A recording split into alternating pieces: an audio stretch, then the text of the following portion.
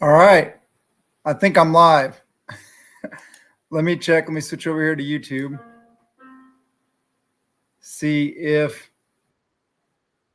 I'm actually live. Oh, I have an ad going, of course. All right. Yes, I'm actually live. Let me pause that so I don't talk over myself. Anybody here? I actually got it to work this time. And now that I got it working, nobody's here. So I'll talk to myself for a little bit. Common sense prepping. Yeah, I feel it's very important. I feel that there's a lot of fear in this community, way too much. And what I see happening a lot of times too is I think channels and people run out of content and or ideas, creativity, and what they do. So that what they do is they go and they become news channels because you know people want to be kept up on things, and with mainstream media, fake news, and all that, they yeah, I guess there is a need for it, but I see a lot of prepper channels going the fear direction, paranoia, panic, all that stuff, as well as the news channel route. KP Heathen, you're here. Awesome. One person. Woohoo. Yeah. Let's party like it's 1999. How are you doing today? Hope you're having a good day. Hopefully, some other people will show up. But since you're here, you have any questions for me? Actually, before that, let's occult prepper is here too. Awesome. So first, I'd like your guys' input on, I wouldn't say rebranding. I guess it would just be redefining my niche statement, what I stand for, as far as no fear, no paranoia, no panic, peace of mind prepping. What do you guys think about my recent videos and all that kind of stuff? I've really been working hard, really hard on the channel. You have a physical and a drug test for a job. Well, hopefully you don't need good luck on that one. Oh, Linda's here too. How's it going? Hope you guys are all having a wonderful day. So yeah, I wanted to clearly define what I stand for, and a direction that would help set me apart from other channels, from other prepper channels. And I know there's other common sense preparedness channels, but I really thought, who am I? What do I believe in? What I stand for? Honesty, integrity, and realistic prepping, not the tinfoil hat stuff. What got me into prepping? Hurricane Katrina was your wake-up call? Yeah, so 1999, Y2K.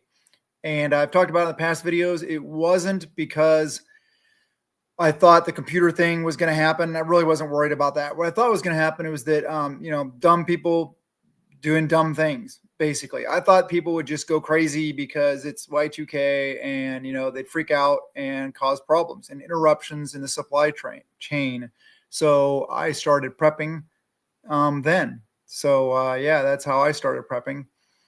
Let me see. A Colt Prepper says, your recent videos I really love. You're getting better and better with your content. Thank you. It's been a lot of work. Unfortunately, I hate to say this. I hate to admit it, because I've always stood behind the homeschooling thing. Both my kids are in public school for the first time. My son is a junior in high school, and my daughter in third grade.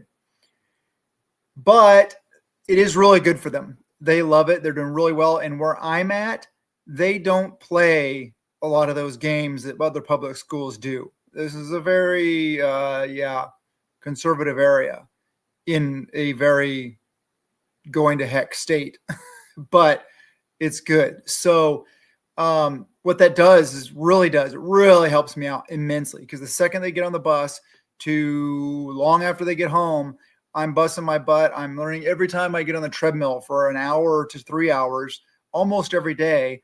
I am watching videos about how to be a better YouTuber, how to be a better content creator, and all the tricks and all the skills and all the editing and everything that goes into it. It's crazy.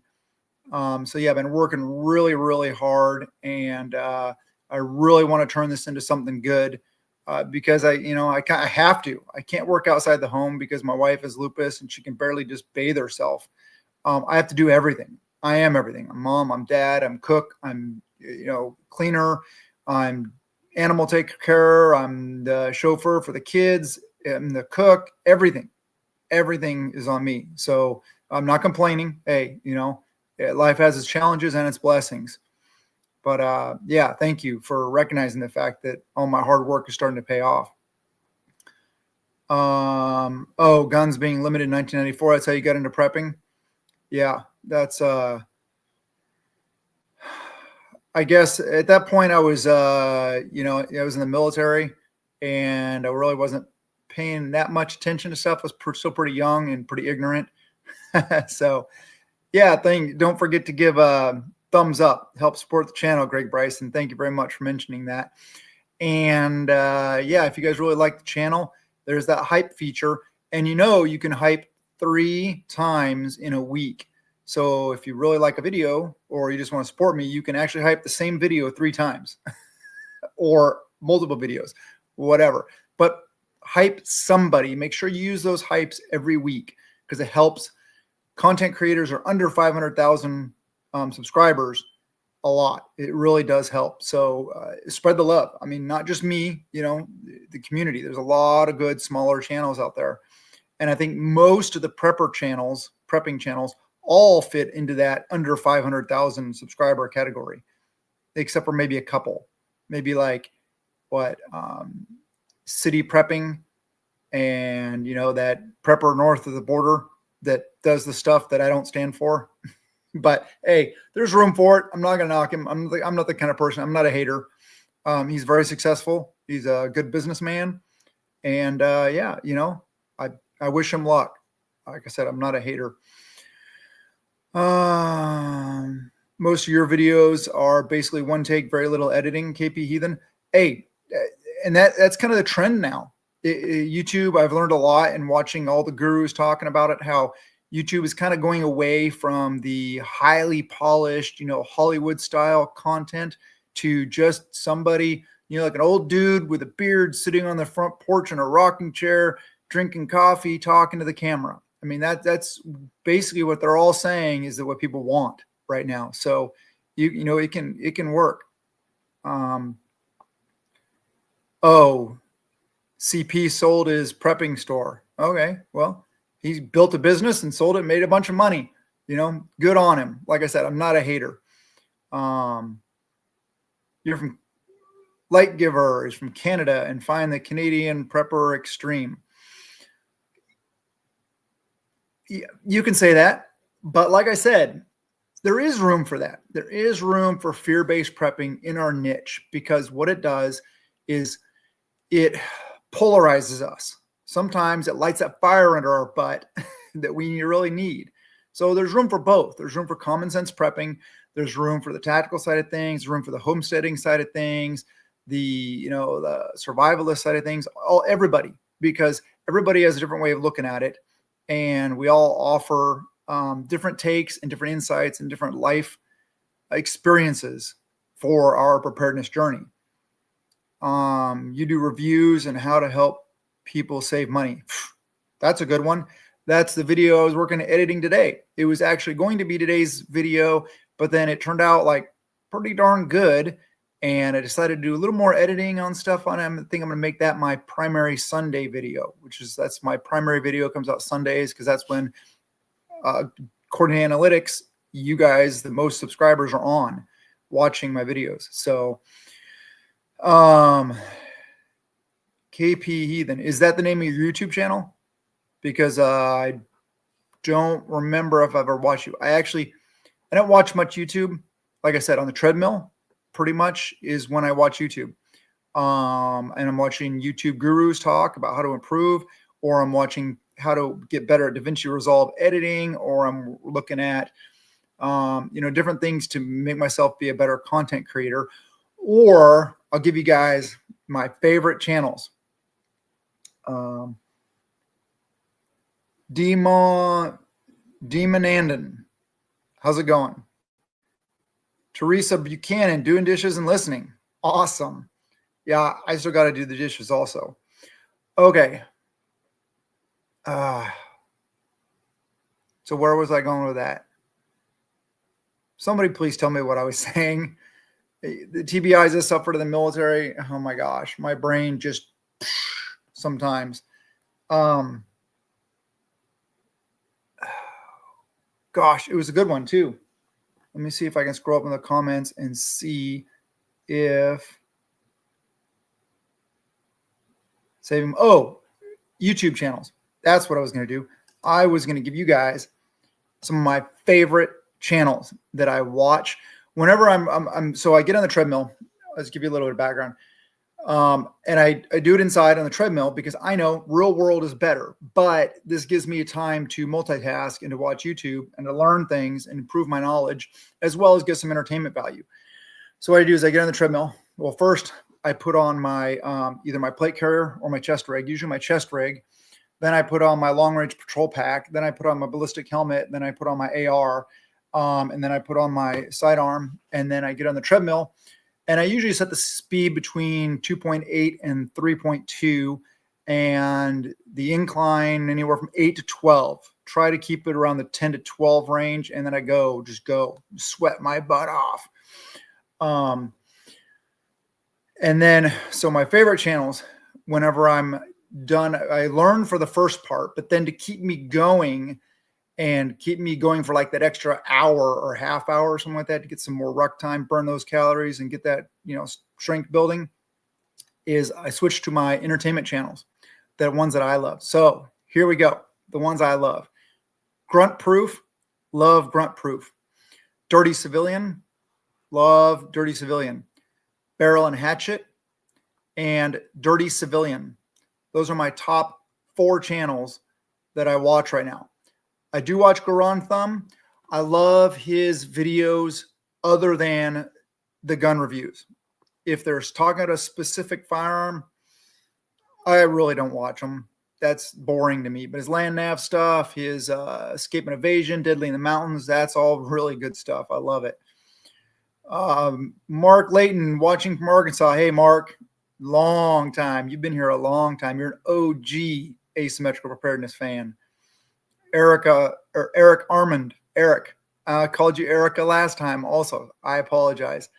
Yeah, I'm actually working. I hope the resolution on this, unless you pay for StreamYard, it's only 720. So if the resolution is bad, I apologize. And I'm just using the web camera on my laptop. So I need to get a new or a better webcam and then maybe pay for StreamYard to give you guys better quality.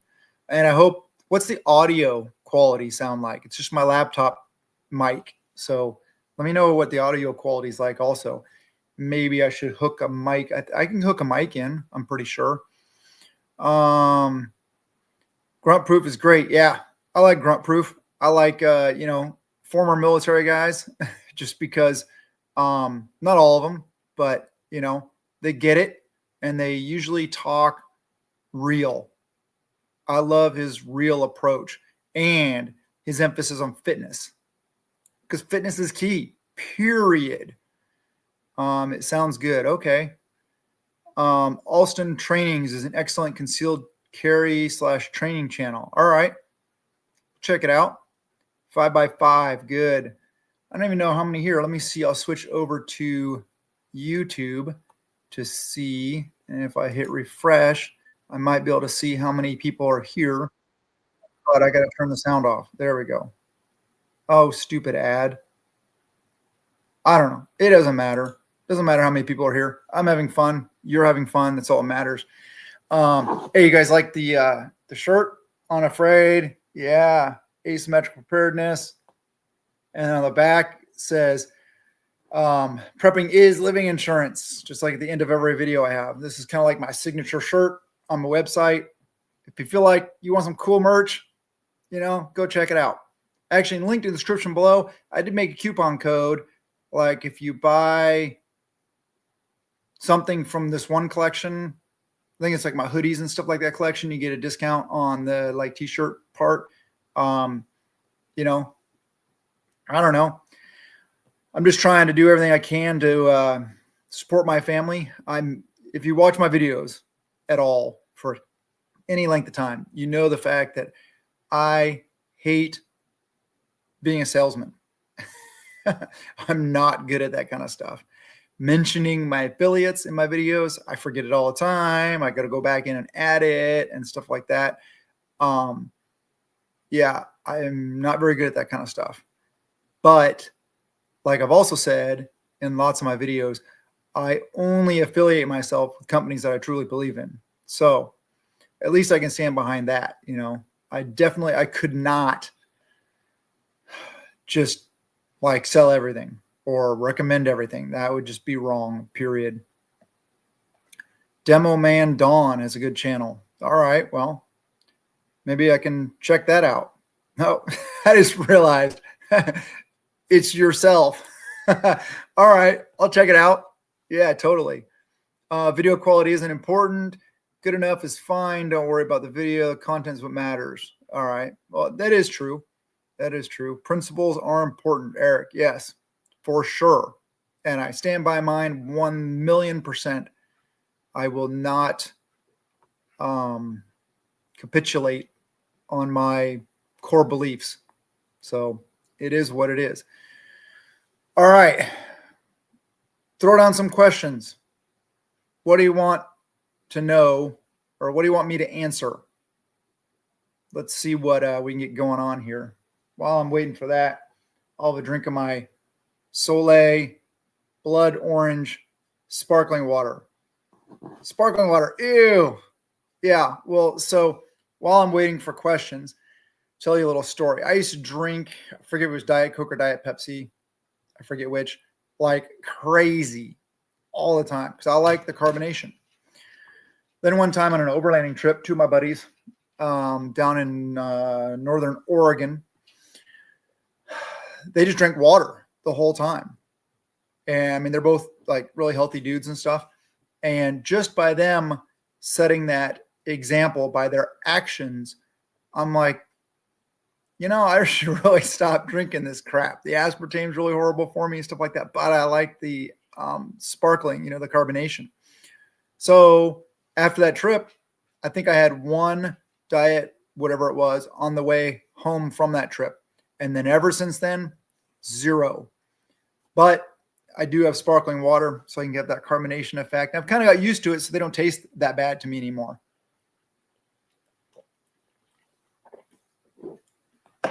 All right. When am I going to leave Washington and come here to the South? Oh, man. We've tried to move so many times. We tried to move about 5 times. I remember the last time, and something big always happens. The last time we had the pods all loaded up in the driveway, getting ready to put the house up on the market and stuff like that.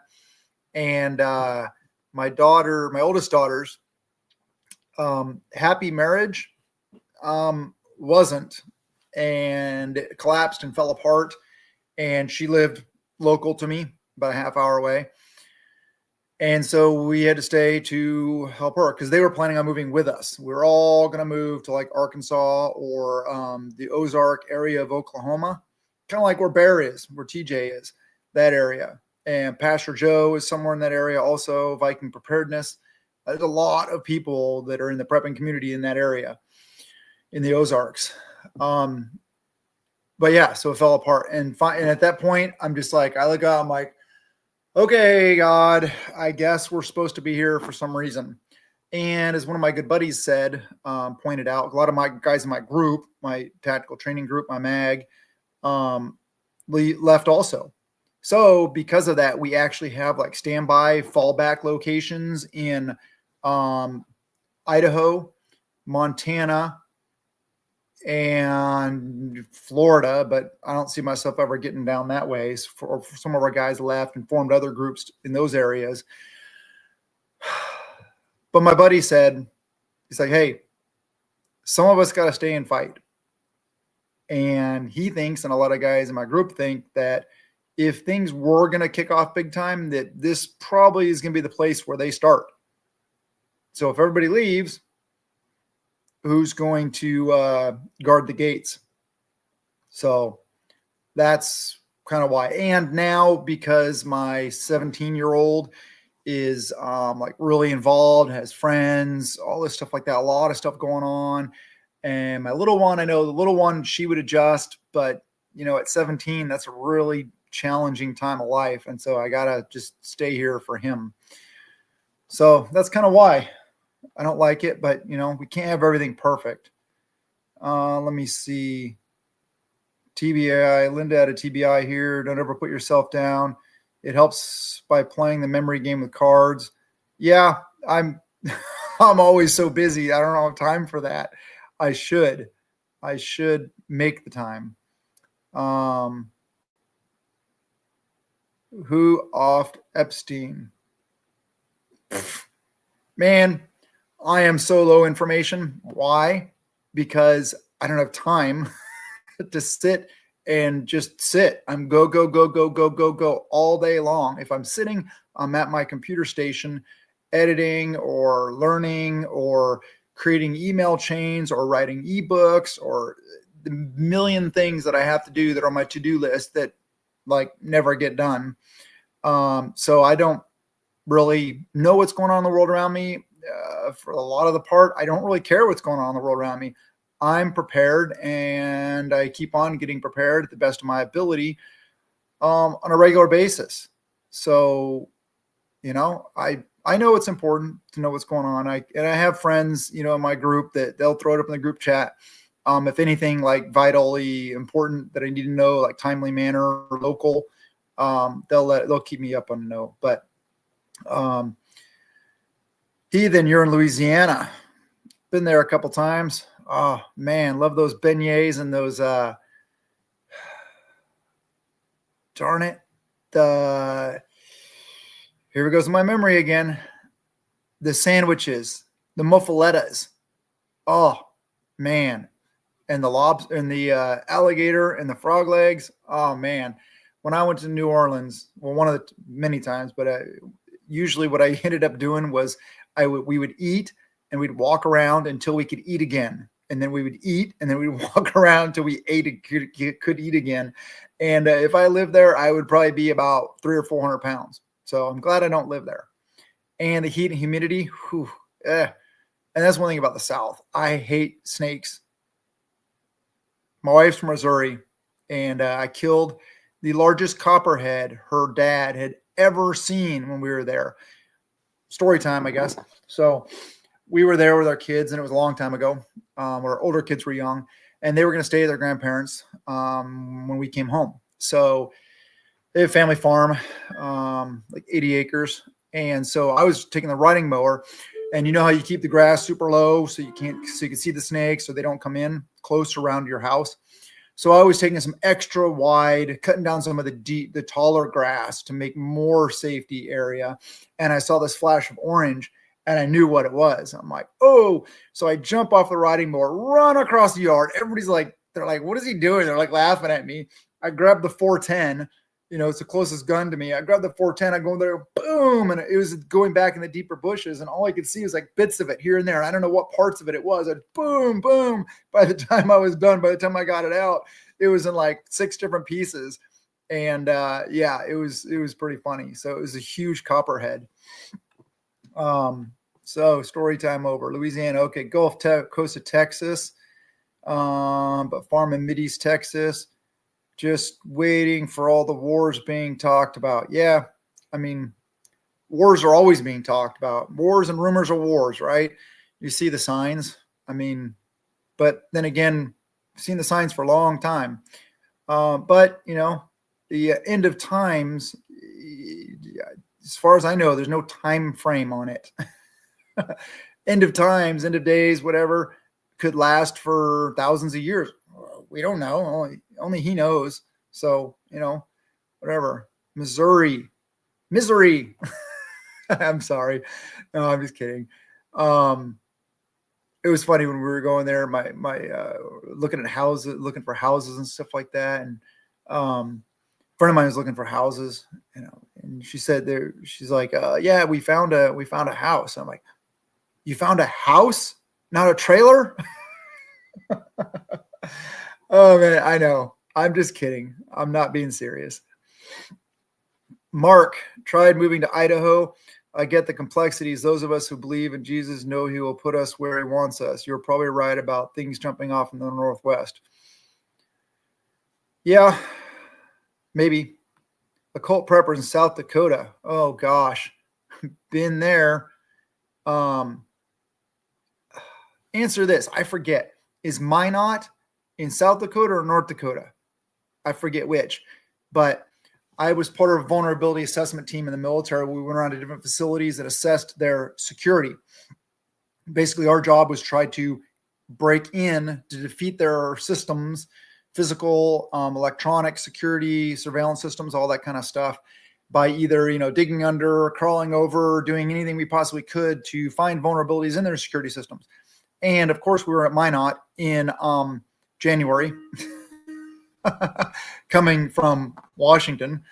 And yeah, cold. They hooked us up with all these like super awesome cold weather gear, but man, that was crazy, crazy cold. It's in North Dakota. Okay. I think I've driven through South Dakota though, because that's where that big motorcycle thing is, right? I forget the name of it. But anyway, Tom Reed, congrats, Michael, on stepping up your videos. Thank you. I'm glad you appreciate it. It's been a lot of work, but I feel it's worth it. Because I really want to grow this channel. My first goal, my short-term goal, was it's sketchy if I'll reach it, but 50,000 subscribers by the end of the year. That's gonna be a tough one. And also by the end of the year, making like $1,000 a month doing YouTube and all the associated stuff that comes with it. And then my long-term goals are within a year to hit 100,000 subscribers and be making at least $5,000 a month. Because like I said, I can't work outside the home, and we live on military disability and retirement, which isn't much. So Sturgis, yep, that's it.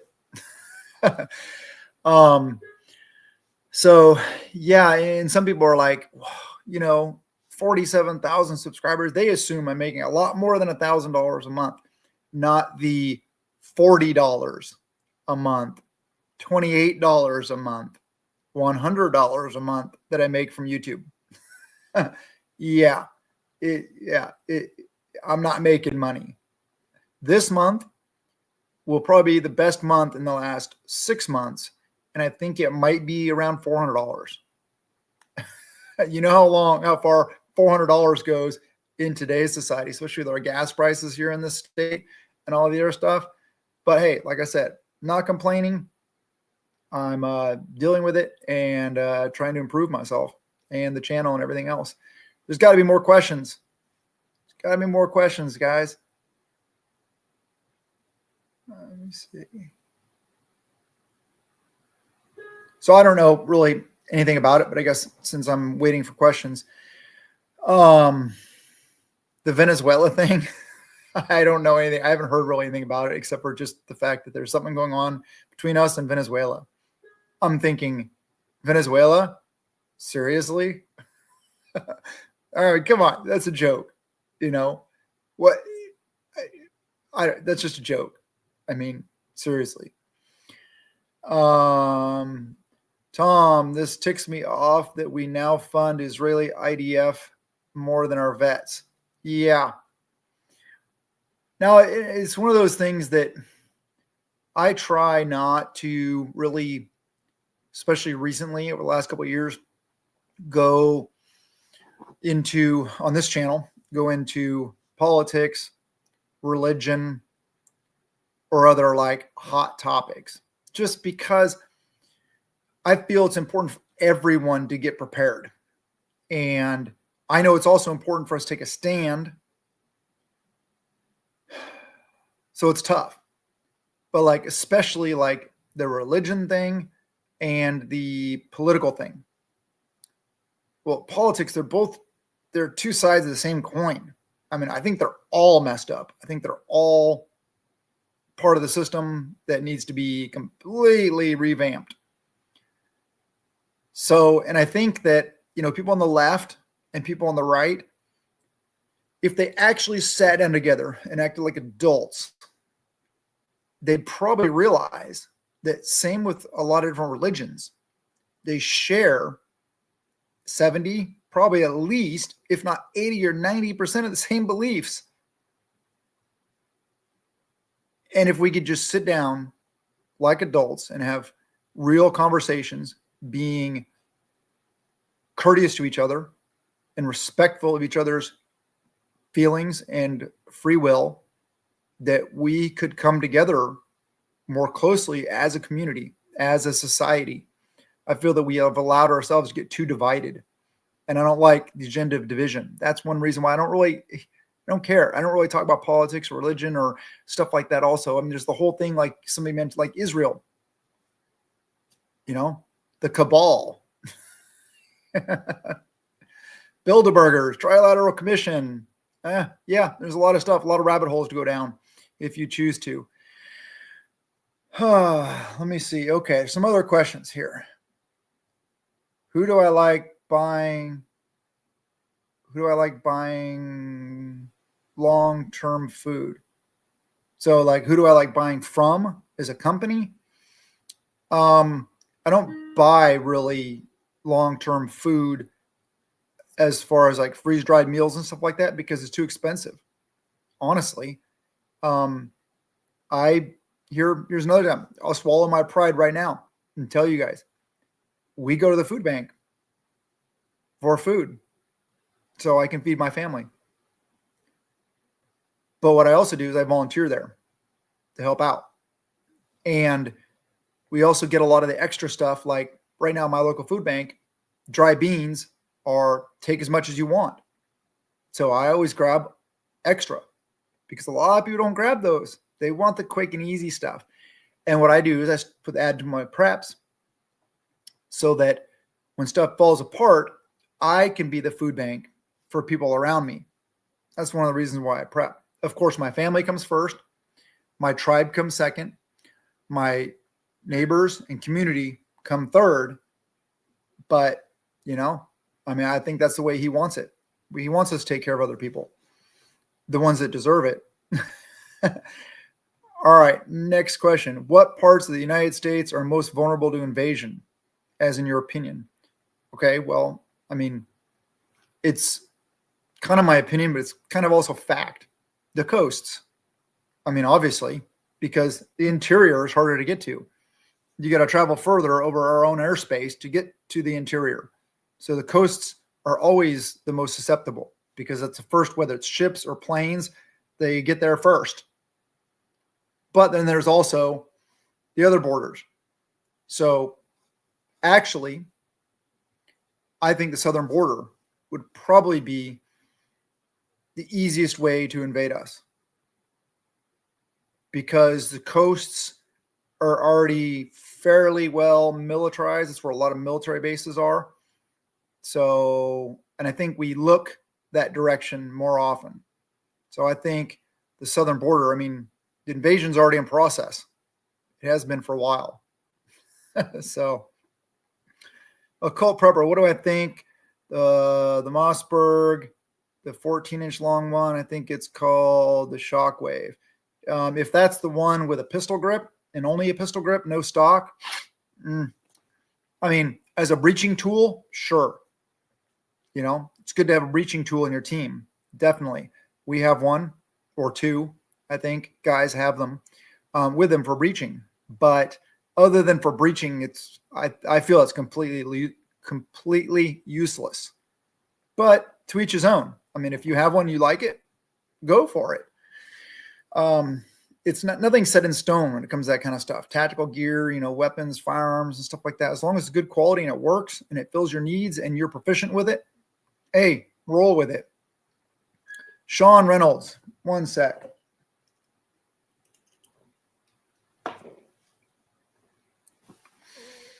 How would I start a mag group in my area? Interested in trying to start one where I live.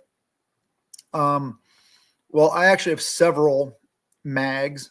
And let me see, I'll tell you, I started one, my most hardcore one, my guys, my tribe, through the Washington State negative connotation M word that we use the term Minuteman now for. Website. There used to be a website. I don't know if it's still up, but yeah, that website. And we chatted and stuff like that. And we decided to meet. And then when we were talking about stuff, we're like, well, we're not really that, because that, constitutionally speaking, and it's legal constitutionally, I should be able to say the word, but I choose not to because I still want to stay relevant on this platform for everybody. We're not really that, because that by the Constitution has to be open admission, has to be available for anybody to come into. And we're not that. So we chose mutual assistance group. And we just chose that term prior to me ever hearing that term used before. So I coined that frame, that I coined that saying. Just kidding. Who knows who actually came up with it first, but we've been using that. We've been a group now for about 14 years, and guys have come and gone. Like I said, lose a lot of guys all the time because they move out of state because they're sick of it here, but we still got a core group going strong. And we do the things. But okay, a little bit more about that. So my other core group is a homesteading group. Those are easier to find and a lot less, apt to have those agent type people in them. So homesteading groups is a really good way to start, because a lot of areas, unless you live in like a big city, then you might not have homesteading groups. But you could also go the self-reliance groups and or like producing your own calories, gardening groups, stuff like that. But really, you meet like-minded people by doing the like-minded things. If you're into shooting, going to the gun range, talking to people, sporting goods stores, people in the prepper food section of Walmart. If you're sitting there and you're watching somebody buy one of those number 10 cans of butter powder or something like that, you just strike up a casual conversation with them and see where it goes. There's a lot of different ways. Community gardens, you can meet people while you're out there. Hiking, backpacking, rappelling, anything that's outdoorsy type related. I find a lot of like-minded people that are actually totally preppers in the overlanding community. We love overlanding. If you've been on the channel, you know what I'm talking about. If you don't, have you ever seen the vehicles run around like SUVs or trucks, 4-wheel drive with, mud tires and stuff, with the rooftop tents and all the gear, axe and shovel hanging off the sides of them and the extra fuel cans? Those are overlanders. What it is you drive way back in the mountains, dispersed camping, way like remote dispersed camping. So like you're the only people there. No campgrounds here. Every once in a while we'll do an event at a campground, yes, but it's awesome. And 90% of what you're doing is just Forest Service roads. So it's not super difficult. It's having the more capable vehicle just allows you to go more places. You don't have to have some big, super capable vehicle though. Most decent, reliable vehicles that are trucks or SUVs, 4-wheel drive, a little bit bigger tires, maybe a little bit more aggressive tires, throw on your stuff. You don't even need a rooftop tent because they're expensive. Throw your camping gear in it and just go out. It's fun also. And what I love about overlanding also is I'm mapping all that stuff all the time. And when I see a water source, I'll pin it on my Gaia GPS navigation software. When I see what I think might be a good bug out location, I'll map it. So it's identifying bug out routes, bug out locations, as well as other things. And it's fun, and it's camping, and you're off-grid cooking. There's so much, or it goes into preparedness and prepping that also correlates to overlanding. So that's another reason why we love it. So I hope I answered that question. Hopefully. Good question. What is the best knife do you think is the best versatile? I mean, best knife? I don't know. I'm not a knife connoisseur, I guess you can say. My top knife, so my plate carrier, I really like the Cold Steel SRK because it has a thinner blade profile. It's not like a big bushcraft knife. There's a thinner blade profile. And with this conversation, I'll give you the caveat. Hopefully no kids are listening because I'll go into some things, reason why. So I'll give you a sec. Let the kids leave the room. I love that knife. First, it's full tang. It's good quality. It's sharp. Maintains its edge. Easy to sharpen. And the non-kid safe portion is when I deploy it, I want a thinner blade profile because I want it to be able to fit up inside the ribs. I want it to get in there deep. I don't want it to catch up on the ribs as it's entering the rib cage, because if I'm pulling out that knife, I want to make a clean kill. And I'll talk really quick also. A lot of people, I keep the blade facing me. Some people say I should have the blade out so when I draw, I can strike like that. Okay, well, like I've said in other videos, you can test it yourself. How much force do you have behind a strike when you're pulling? It's already up here. So when you're pulling it out and going like that, how much force do you have versus how much force do I have like that, using all my body weight and everything, locking my arm together and pulling down and ripping through flesh, to put it bluntly. So I like that knife. I like the Gerber strong arms. They're fairly inexpensive knives. I really like SE knives. I have an SE6 that an awesome patron sent me for free a while back, years and years ago. I forget his name. I should know his name. But that's a good bushcraft knife. It's a lot thicker. It's good for batoning and a lot of other stuff. So I like SE knives. I like Gerber. I like some Cold Steel stuff. Yeah, I do have one.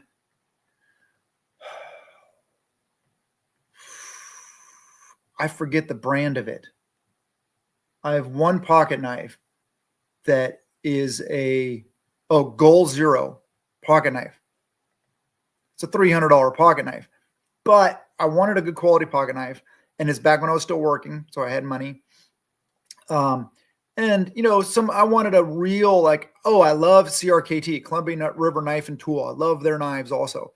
So I really wanted a higher quality knife than one of the real ones, not one of the CRKTs you can buy at Walmart, like one of the real ones. And that's about $100.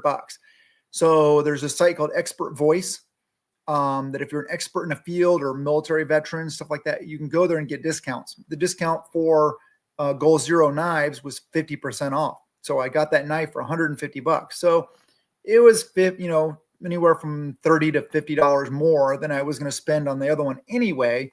So I went ahead and got it. And that knife is awesome. I love that knife. So let's go on to the next question. How much effort do you see us having to put into having drones? Drones are an awesome force multiplier. We should be taking drones seriously. As many people as can have drones and become proficient using them, the better. I have a drone. My buddy, actually, one of my group members, gave it to me. It's kind of, I don't know if it's on loan or it's indefinite loan because he lives a little ways away, and he's kind of forming a group in another part of the state, and he wanted our group to have one. And so I'm kind of like the keeper of it. I can use it for YouTube. I can use it for our group, all the kind of stuff like that. But drones are very important. I tend to look at drones most importantly as a reconnaissance tool, because you can send it ahead and you can recon an area to find out where threats are. So highly advantageous. I highly advocate having drones, using drones, becoming proficient at drones, even if it's just from a security aspect. If the world's falling apart around us and I hear, way like down the road or something like that, I hear some stuff going on, instead of me having to go down there physically, leave my family here vulnerable, I can send up the drone and go check it out and see what's going on. So yeah, drones are amazing. Greg has trust issues. Hard to trust others. Yeah, don't we all? That's why I have very few friends and a lot of acquaintances. But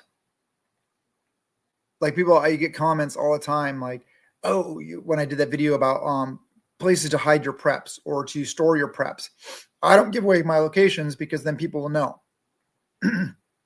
First off, you're a random person on the internet. Nobody knows where you live. Who cares? And I get OPSEC, PERSEC, and all that kind of stuff like that, which is operational security, personal security, information security, InfoSec, all those different things. Yes, security is important.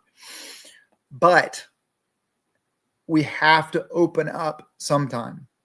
We have to open up to somebody or we'll be alone and we'll die. I get somebody commenting all the time. I think it's Lone Wolf Prepper. And I'm not knocking him. He likes the whole idea of Lone Wolf prepping. Okay. You do you. But I don't care if you're Bear Grylls or whoever some master bushcraft survivalist is, you're out in the mountains by yourself and you're hiking along, you are trying to be careful and you accidentally slip and break your leg. Done. Get a puncture wound and you're bleeding out. Done. I mean, seriously, that's one simple thing. Not even talking about security. You can't set security by yourself. You can't do everything by yourself. You can't stay awake all the time by yourself. I mean, it's just, we have to open up. We have to find people, build those relationships, and build that trust. Now, with that said, so you have a mutual assistance group. Okay. It can start out being like acquaintances, and then friends, and then better friends. There's circles of trust. Now, our mutual assistance group, a lot of people in this category, not as many people in that category. The core group are guys that I trust with everything. I trust with my little girl's life, my family's life, everything. Implicitly trust them in every aspect. I allow them in my home, whatever. By themselves, I don't care, because I have built a core group. Let me see, how many people are in my core group? Ugh, I can't tell you that. OPSEC. Let me see, 1, 2, 3, 4, 5, 6, 7. I'll just stop then. At least 7 people in my inner circle, core group. Do I keep track of known groups in your area, like marauders, if any? I don't personally, but I got a guy for that. One of my core group was military intelligence. So that's his job within the groups to track that stuff. And he does give us sit reps and updates, usually every training. So our training starts off with an operational order. We start off with safety. Then we start off with, and then we go to medical. We always list, no matter where we're training, where the closest medical facilities are. We identify the evac vehicles. We identify the primary caregivers, alternate caregivers, and at least 3 medical facilities in different directions, the closest ones to our location, so that we know. And then we'll go into things like what you're talking about there as every part of our training before we even get into the main topic. So, yeah. I mean, Antifa. I mean, I live in Western Washington. I live between Portland and Seattle. The two loony bins of the West Coast. Well, and then there's California also, and more places in Oregon that's loony. The funny thing is so like on the West Coast, if you've been on the West Coast, you know the West Coast, you understand. But if not, I-5 is the major highway that goes from Canada to Mexico, running kind of down the, well, not the center, I guess. It's more closer to the coast of the states. I-5 corridor, maybe 50 miles on the east side of it, including the whole I-5 corridor and everything to the coast, is pretty much loony bin territory. But then the rest, awesome people, you know. It's just the problem is that I-5 corridor is where all the people live. So they make all the laws and they choose to destroy everything. So it is what it is. Right in the middle of Crossfire and Antifa. Yes, I am. And that was pure entertainment for us back when they were going crazy in Portland and Seattle and the whole, like, what was that? Some zone in Seattle they created. Some of the guys and I were actually thinking about, not really seriously, but going up there and checking it out. You're showing up in full kit. No, we didn't want to instigate things though, because, you know, things could go south and then next thing you know, we're the bad guys. So anyway, suggestions on prepper style books like canning and survival. Yeah, the Ball Canning Guide is the best one, but I'll be honest with you here again too. That's one of my weak areas. I haven't actually canned yet. Can I? Probably. Do I have the book? Yes. Could I figure it out? Yeah. Do I have the stuff for it? Yes. I have all the supplies stockpiled, but we can only learn so much. But I have people for that also. Prepper style books. I really love those. They're big books about that wide, about that thick, like homesteading, like old school and homesteading skills or something like that. There's so much in there. Those books are gold. And then there's the Foxfire books. That whole series, amazing. If you want some good fiction to read, I really enjoyed the 299 Days series. That was awesome. And it was really funny because it's written by a guy in Olympia, which is not that far from me, within an hour of me. And I recognized where he was talking about. The island that the people are on, I know which one he's talking about. And it was so funny. I'm like, oh, I know this area and stuff like that. So it's pretty cool. LDS Preparedness Manual. Yeah.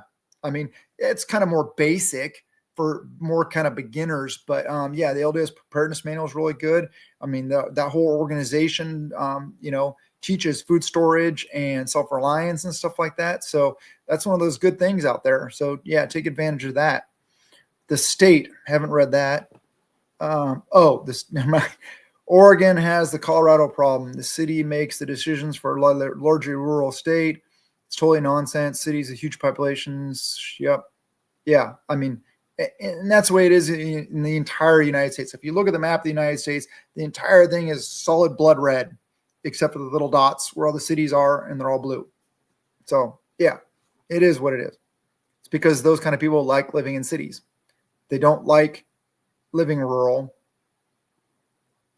I'm not going to go into more on that because that's kind of, try to stay positive. I'm not going to cut anybody down or say anything negative. I don't like negativity. 556, Eric. Awesome. You're the man. Thank you very much for that super thanks, I think it's called. I appreciate that. Really, really appreciate it. Let me see if did I miss anything. Occult Prepper says, look for a pressure canner you can use over a fire because fuel runs out at some point. Very good point. I have a pressure cooker, but it's electric. Yeah.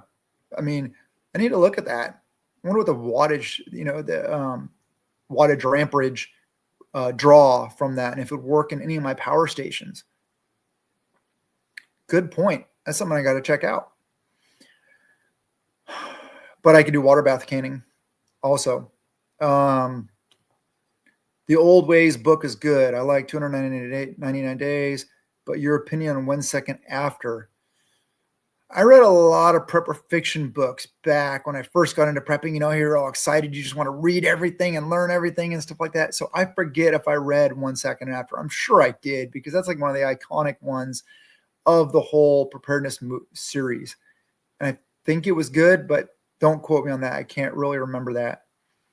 All right, throw up some more questions. Anything, ask me anything. My specialties, my strong points are security, tactical, learning gardening, and just general kind of lots of different things. Mark Goodwin writes prepper fiction. All right. There was another one. Oh, the Going Home series by A American, Angry American, or A American, whatever that is. It's a pseudonym, of course, obviously. But that series was really good also. The Practical Rifleman. Hello, folks. How's it going? I forget your first name, but welcome. Good to see you here.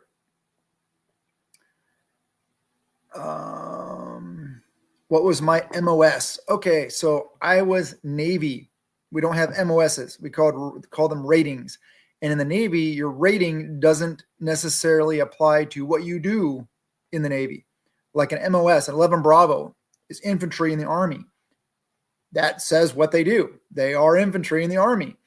So in the Navy, I was an electronics technician. But could I fix anything electronic nowadays? No. I was in special projects. Can I field strip pretty much any weapon system on Earth? Yes, I can. So, yeah, I started off in submarines, did some different things, did a lot of security stuff, did special projects, did security vulnerability assessing and stuff like that as part of it, and a lot of different interesting things. So I hope that explains it. Best night vision for the budget-minded. Good question. I don't have night vision. Be honest. Full transparency. Things I don't have that I really want and I need. Night vision, number 1. Thermal, number 2. Suppressor, number 3. And I have until the end of the year to get a suppressor. So I really hope I can make that happen, because what's going to happen, I feel, Washington State has already said that as soon as that tax goes away, they're going to ban them. So we won't be able to get them here. Of course, just another thing. So I have to get it for the end of the year. Like I said, I hope I can make that happen. So budget, night vision, check out. I'm pretty sure.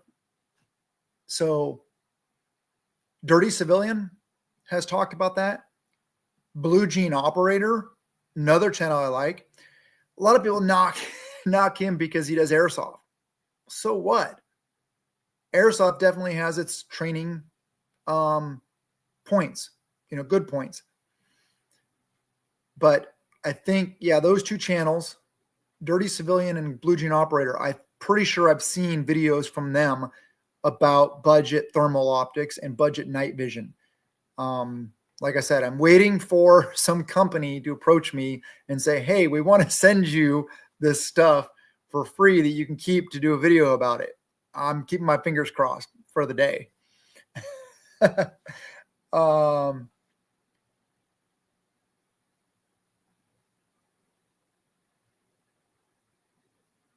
76 Papa here. I don't know what that is. Oh, quartermaster. Okay. Well, quartermaster in the Army. Yeah, that would be Army. So quartermaster in the Army is totally different than a quartermaster in the Navy. A quartermaster, I think, quartermaster in the Navy is supply. Man, my brain. I think it's supply. Gosh, I feel like such an idiot sometimes. My way my brain is, man, sucks. Henley's Formulas is a great book on anything from making paint to making medications, has recipes, formulas, and how to, etc. Okay, that's cool. Oh, there's also that one, starts with an A word, cookbook. If you can find one of those. Yeah. But if you go to buy that, or like my wife bought mine, starts with a K, that one that Mr. Adolf wrote, pay for it with cash. She bought it because she needed it for a college assignment. She was doing something on that book. But I'm like, she whipped out the Reddit credit card to buy it at Barnes & Noble. I'm like, no, we're paying cash for that book. And then she's like, okay, well, make sure you put it on the Barnes & Noble card so we can save some money. No, that's still tracked. We're paying full price cash for that book because there's no way I want to be on a list of somebody that bought that book. Anyway, Washington State is a disgrace. You can own a can in Russia. Yeah, you can own a can in a lot of places. You can own full auto in a lot of places. And constitutionally speaking, we should be able to own both. I should be able to see my definition of arm, and I believe what the founding fathers were talking about when they were talking about arms is man-portable, military-grade firearms. So technically, the Constitution doesn't cover firearms that are not or would never be used by the military. It actually, technically, I think only covers military firearms, which are the ones that are getting attacked. Go figure. So like a Ma Deuce, a 50 cal machine gun, it's not really an arm because you can't really carry one by yourself unless you're Arnold Schwarzenegger, but 240, 249, stuff like that, which for all those people that weren't in the military, that's a light machine gun and basically medium. Well, they're both kind of light machine guns. One's a squad automatic weapon, uses 5.56. The other one uses 7.62 by 51 NATO, 308. Off soapbox. Let's see what time it is. Oh, I've already gone over. Well, let me see. I'll see if there's any other questions. Mark Layton, thank you very much for the super chat. $10. You are awesome. Hey, every little bit helps. I really appreciate it. Thank you for all you do. This Falcon, writing from Mass, God help me. Hard to find like-minded people around here, hoping to move on, but we will see. So Mass, I assume Massachusetts. Yeah, kind of. I'm here in Washington State, same thing. Oh, there's a bunch of new comments I missed. Supply. Okay, yeah. I'm still brain farting that. Former Army 19 kilo Abrams tanker. Okay, tanker. Yeah, I would not do that. I don't want to be stuck inside a can. I want to be able to run around. But hey, that's cool. Are you late? Yeah, but I'm still here. Coffee first, then speak. All right. We're on many lists already. Yeah, it's true. Most European countries encourage suppressor use. Yeah, because it, conserves our hearing. Just got home from the dentist. I'm sorry. I got to go to one next month. We can't even buy gun parts. Yep. I'm of the belief the Second Amendment covers any firearm that can be manned, serviced, and deployed by a single man. All right. I'm down with that. Cannons were legal in 1796. Well, technically, if you have a gunpowder style cannonball cannon, you can still own it because it's not a firearm. Just saying. Thanks for your time. I appreciate you. Hey, I appreciate you guys. All right. So I think I got everybody's questions. Thank you guys very much for being here. I really appreciate it. And thank you for the super chats. You guys are amazing. Have a wonderful day and blessings to you and yours.